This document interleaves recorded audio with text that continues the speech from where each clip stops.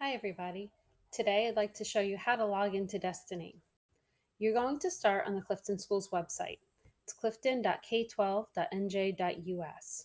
Once you get there, you're going to go to the middle of the screen where it says Student Resources. Choose the third option down. This is Destiny Library Catalog. Click there. You're going to get a list of all the schools in the district. Choose your own school. Today, I'm going to choose School 1 as my example.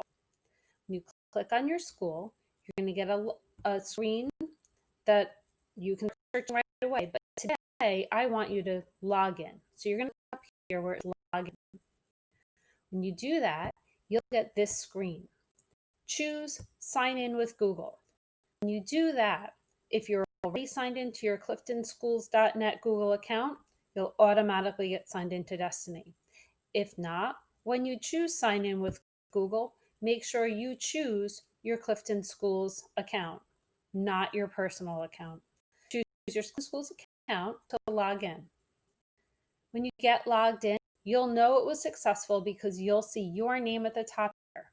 My screen says sample student. That's my example. Your name should appear here. Congratulations. You've logged into Destiny. You have your own account. My next video will show you how to use this account. Have a great day.